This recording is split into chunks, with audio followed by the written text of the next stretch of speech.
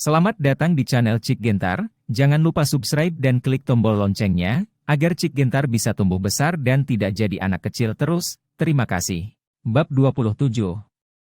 Kakak MA, jangan bicara omong kosong dengan anak ini. Seorang lelaki besar di samping MA Sanyang sudah tidak sabar, dia menunjukkan ekspresi galak dan ganas di wajahnya, lalu mengeluarkan belati dari balik pinggangnya dan menjentikannya.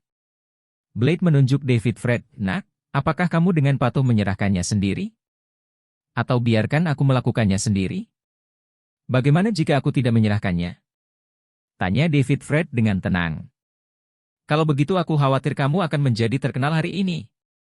Pria besar itu mendengus dingin, bergegas ke depan, mengangkat pisau tanduk di tangannya, dan menusuk perut David Fred langsung. David Fred berdiri di sana tanpa bergerak, tampak seolah-olah dia ketakutan. Namun, ketika belati pria besar itu hendak mengenai perutnya, dia mundur, lalu menamparnya dengan tangan kanan. "Tampar!" Pria besar itu langsung berteriak, tubuhnya terangkat ke udara oleh tamparan David Fred. Dia berpura-pura sendirian dan terbang beberapa meter jauhnya, membentur dinding dengan keras, lalu jatuh, lemas seperti mie di tanah, dia pingsan. Wajah MA Sanyang berubah drastis saat melihat ini, dia tidak menyangka bahwa David Fred, yang terlihat lembut, akan menyerang dengan sangat ganas, dan dia terlihat sangat mampu memukul. "Bos MA, orang yang kamu bawa sepertinya tidak terlalu baik." Setelah berbaring di atas pria besar itu, David Fred bertepuk tangan ringan dan mulai menggoda MA Sanyang. "Sial! Ayo, saudara! Lawan dia!" MA Sanyang menyadari bahwa dia tidak bisa melepaskan harimau itu, jadi dia mengertakkan gigi dan mengeluarkan perintah seperti itu kepada yang lain. Melihat situasinya tidak berjalan dengan baik, tiga pria besar lainnya mengeluarkan belati mereka yang bersinar dan melangkah maju untuk mengelilingi David Fred. Namun, mereka tidak berani langsung menyerang David Fred, karena mereka juga takut David Fred akan menyerang mereka tiba-tiba dan berakhir seperti orang besar di depan. "Kenapa kamu masih menatap kosong? Jangan bilang aku tidak akan memberimu kesempatan, silakan saja." Melihat ekspresi pengecut dari mereka bertiga, David Fred langsung mencibir. "Brengsek, aku hanya tidak percaya pada kejahatan ini. Aku akan membunuhmu." Salah satu pria kekar itu kesal dengan kata-kata David Fred, dan segera bergegas maju, menikam jantungnya. David Fred masih tidak menghindar atau mengelak. Ketika belati pria besar itu hendak menembus jantungnya, tiba-tiba sosoknya bergeser sedikit, hanya untuk menghindari ujung yang tajam, dan pada saat yang sama tangan kanannya berkedut lagi. "Retak!" Di tengah teriakan, belati di tangan pria besar itu terbang ke udara, lalu dia terbang keluar, menabrak dinding seperti pria besar sebelumnya, dan jatuh lemas, dan pingsan. "Ini. Apakah kamu masih bermain dengannya?" Melihat adegan ini, dua pria besar yang tersisa menjadi pucat karena ketakutan, dan bahkan saling bertanya dengan gemetar. "Hehe, karena kamu tidak mau main-main denganku, giliranku untuk main-main denganmu."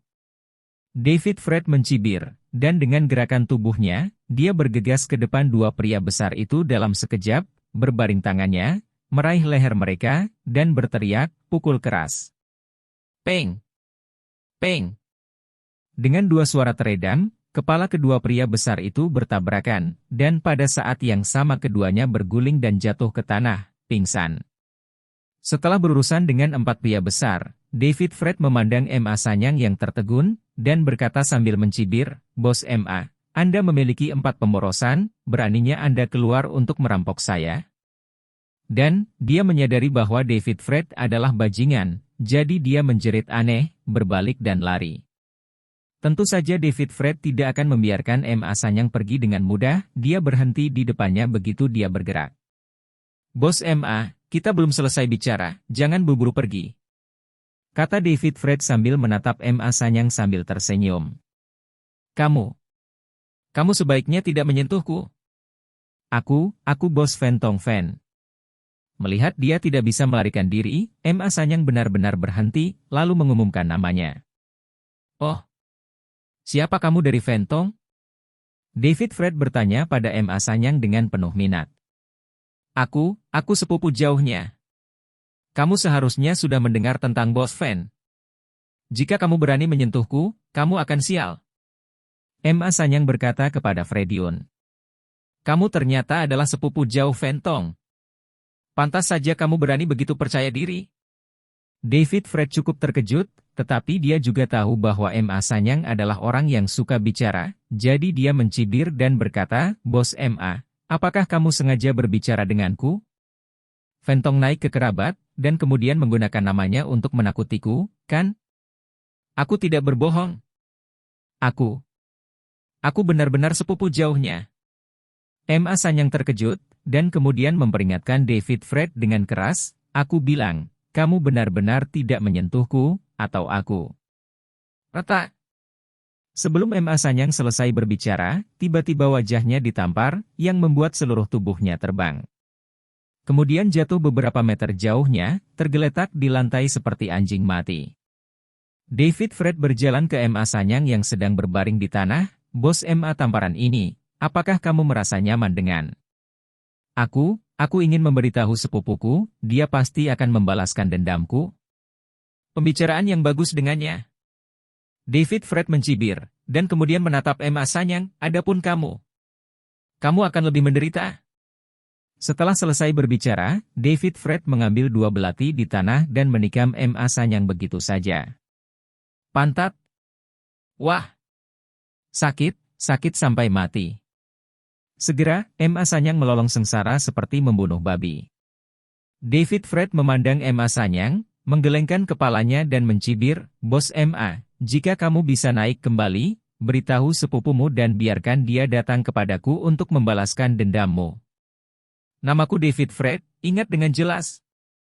Setelah mengucapkan kata-kata ini, David Fred tidak pernah melihat Ma Sanyang lagi, melangkah keluar dari gang, dan berjalan pergi. Begitu David Fred pergi, Shuigo yang kesakitan mengeluarkan ponselnya dengan susah payah, dan mengeluarkan ponselnya sambil menangis. Panggilan telepon sepupu, aku ditusuk. David Fred sudah berjalan keluar dari Jalan Wenhua di Jalan Qingyun, menyewa taksi di luar, dan menuju ke kota. Setelah memasuki pusat kota, David Fred menemukan bank, menukar cek 5,2 juta, dan memasukkan uang ke dalam kartu banknya. Rasanya menyenangkan menjadi kaya. David Fred menggunakan ponselnya, membuka perbankan online, dan melihat nomor di kartu, merasa sangat bersemangat. Lagi pula, ini adalah pertama kalinya dia mendapatkan uang dalam jumlah besar saat dia tumbuh dewasa. Rasanya tidak nyata seperti mimpi. Setelah bersemangat beberapa saat, David Fred perlahan menjadi tenang. Dia langsung berpikir begitu sejak dia sudah punya uang, maka satu hal lagi yang harus dilakukan hari ini, dan itu adalah bahan obat yang dibutuhkan untuk menyegarkan tubuh. Bagaimanapun, masalah ini adalah yang paling mendesak. Jadi David Fred berkeliaran di sekitar pusat kota, dan setelah beberapa saat, dia menemukan apotek besar yang menjual jamu Cina. Setelah memasuki apotek besar, David Fred meminta staf untuk memberikan obat untuknya sesuai dengan formula pendinginan tubuh. Tapi yang mengejutkan David Fred adalah meskipun apotek besar tidak bisa menandingi bahan obat dalam formula pendinginan tubuh, kualitasnya sangat rata-rata, terutama usia beberapa bahan obat berharga, yang jauh dari persyaratan David Fred. Hal ini membuat David Fred cukup tertekan, karena kualitas dan usia dari bahan obat yang berharga ini secara langsung akan mempengaruhi efek dari formula pendinginan tubuh. Namun, melalui penjelasan staf, David Fred juga tahu bahwa tidak mudah menemukan bahan obat berharga yang cocok untuknya. Tidak ada cara lain, David Fred hanya bisa menebusnya untuk saat ini. Karena bahan obat yang dibutuhkan untuk formula pelembut tubuh tidak hanya dari berbagai jenis, tetapi juga dalam jumlah banyak, beratnya puluhan kilogram, jadi staf memasukkan bahan obat yang dibeli oleh David Fred ke dalam tas anyaman. Setelah membayar tagihan, David Fred keluar dari apotek membawa tas anyaman bahan obat. Awalnya, David Fred ingin memanggil taksi di jalan dan kembali ke komunitas Jinyuan, tapi tiba-tiba dia merasa lapar lagi. David Fred tahu bahwa ini adalah karakteristik dari lingkungan binaraga. Dia makan sarapan di pagi hari, telah dicerna. Jadi David Fred memutuskan untuk mencari restoran kelas atas dan makan enak sebelum kembali, lagi pula, dia hanya mendapatkan lebih dari 5 juta, jadi dia harus memperlakukan dirinya sendiri sebagai hadiah. Saat ini, ketika David Fred mengangkat matanya, dia melihat sebuah hotel bernama Shangpinsuan di seberang jalan. Hotel Shangpinsuan didekorasi dengan sangat mewah, dan sekilas orang dapat mengetahui bahwa ini adalah tempat yang hanya untuk konsumen kelas atas. Menurut pendapatan David Fred dari pekerjaan, dia masih bisa masuk dan makan jika dia mengertakkan gigi, tetapi dia biasanya memberikan sebagian besar kepada Alicia Amanda segera setelah dia dibayar, jadi dia tidak pernah memiliki kesempatan untuk menghabiskannya. Tempat-tempat seperti Shangpinsuan. Tapi hari ini, David Fred memiliki uang di sakunya, dan dia tidak memiliki Alicia Amanda, mantan pacar yang buruk ketika saya berada di luar gerbang Hotel Shangpinsuan, saya terkejut menemukan bahwa ada logo grup Mingrong di pojok kanan bawah papan namanya. Mingrong Group adalah industri di bawah komando Su Mingshan, orang terkaya di Jiangbei.